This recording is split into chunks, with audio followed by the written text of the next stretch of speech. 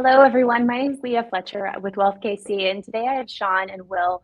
They're going to answer some questions we often get about life insurance. So, our first question is, what is life insurance and how does it work? Go ahead, Will.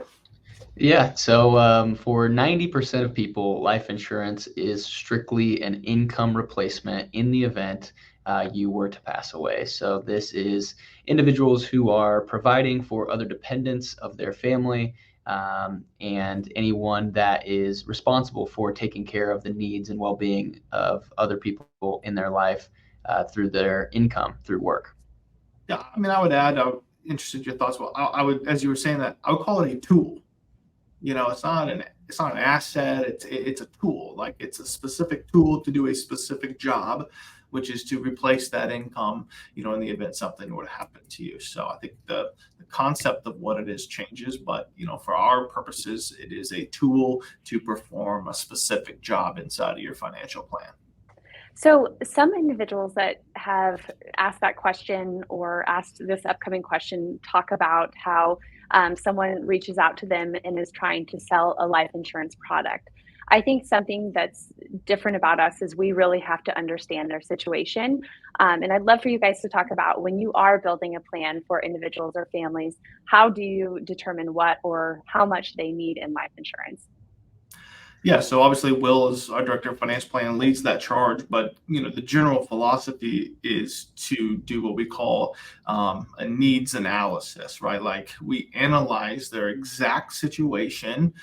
We don't do rules of thumb or general guidelines, right? We are assessing their actual situation to determine, what we consider a gap, right? As far as how much life insurance they need versus how much life insurance they currently have. So, a lot of people use rule of thumbs of, 20 times your income or 15 times your income or whatever. But, we have people who make $500,000 a year, but only spend $200,000 a year. So the actual replacement need is only based off the 200,000, not the 500, right? That's needs analysis versus just saying, oh, you make 500 grand, you need 5 million in life insurance. That's a sales, way of approaching it versus a planning way to approach it. Yeah, getting down a little bit more into the nuts and bolts, it's, how long do you have to retire, right? Versus how much income you need to replace.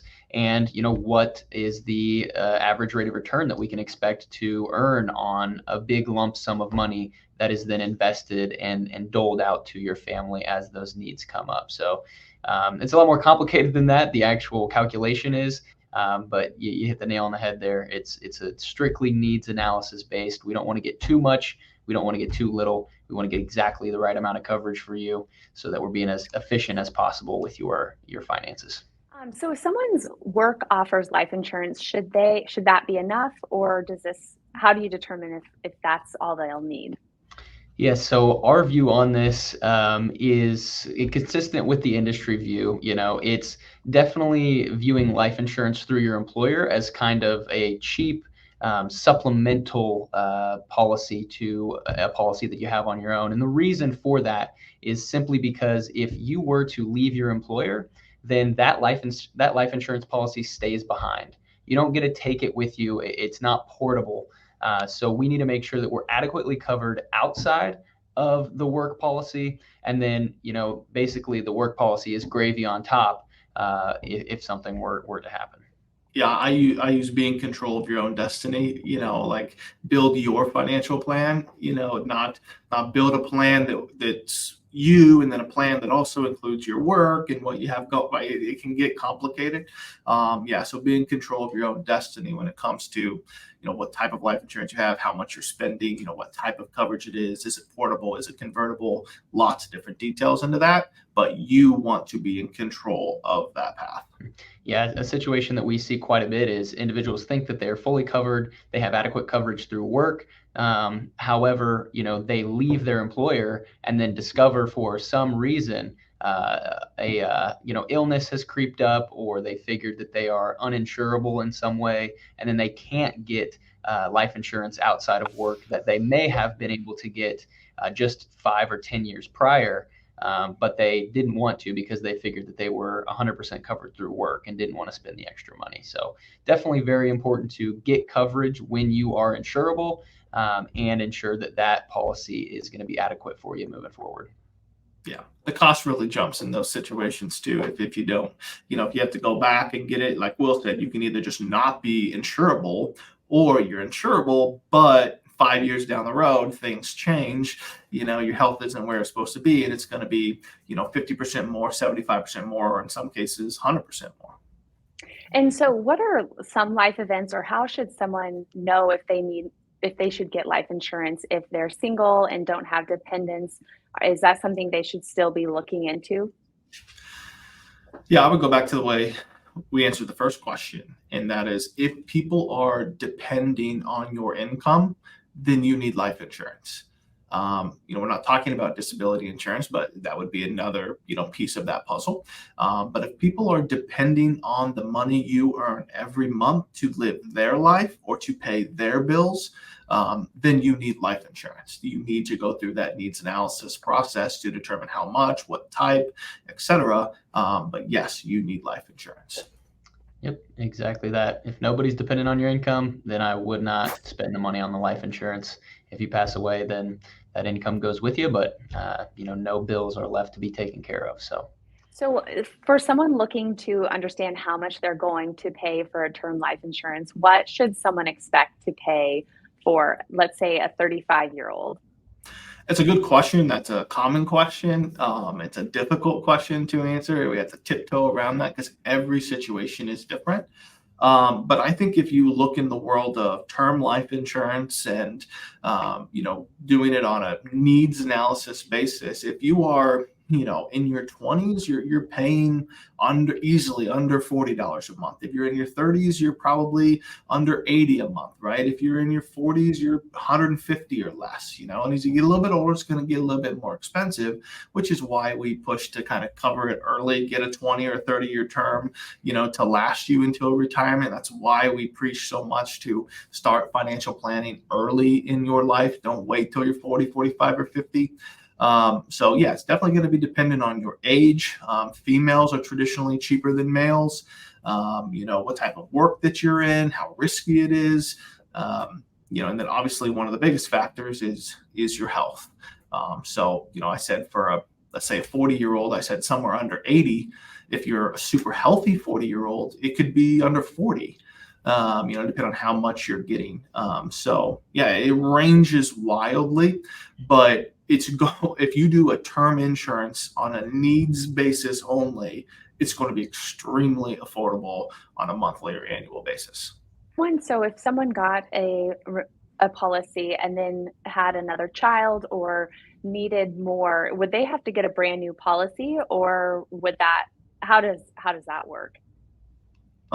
So you could do either or. So a lot of policies, a lot of providers are going to allow you to reach out to them and just say, hey, I've had a life event. I have $1 million now. I need to get 1.2 million, and probably do a quick, health analyzer, run quick medical records, make sure nothing's happened in the last, say, 2 years, and be able to issue an increased premium. But sometimes the term has changed. If you had your first child, let's say, and you need a 20-year term, and then 5 years later you have another child, you only need a 15-year term for that one, that could impact you, and maybe you do just get a whole brand new policy. But that's what working with an advisor is going to help you do. You don't have to make that or stress yourself out. That we'll do all that for someone. But it's either or. Yep. And more often than not, what we see is kind of the inverse of that.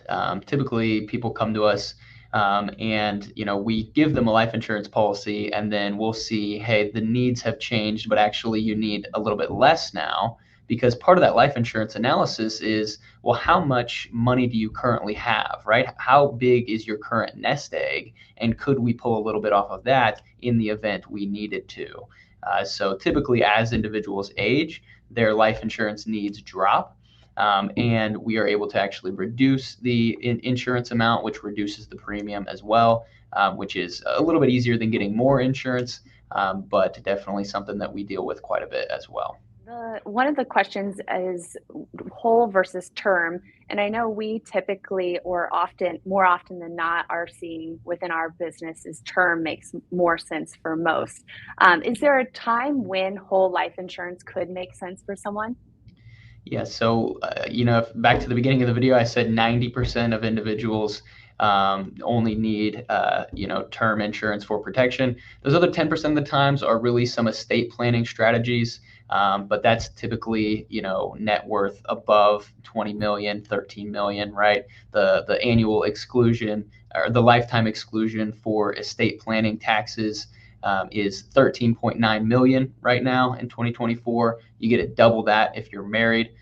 So the only way that we really see term make sense is we need to shift some of these assets out of the estate so they don't get hit with estate tax in the event something were to happen and they were to pass away.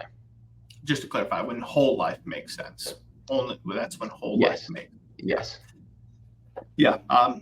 We have a similar philosophy. Obviously, we've been working together for a long time now. I'll just quickly say I've been doing this for, 13-ish years now. I have yet to see a whole life insurance policy that was built for income protection, running the analysis of if I would have just bought the term instead of the whole and invested the difference in premium, that you would not have more, usually significantly more cash, right, than you have built in cash value whole life insurance policy, right? So it's just a math problem at the end of the day. It's just a math problem. And yeah, if you are in the accumulation stage, you should be covering the basic needs with term and building wealth with the difference. If you are in the, you're already accumulated and you're in the distribution phase or the starting to think about the distribution phase to the next generation, that's when you work with Will, get an advanced plan put in place, and use some more tactical advanced planning strategies with whole life insurance. Very good. That's kind of all the questions we have. If anyone is watching this and has further questions on life insurance, feel free to shoot us an email. You can email me directly, leah@wealthkc.com, and I can get with the team.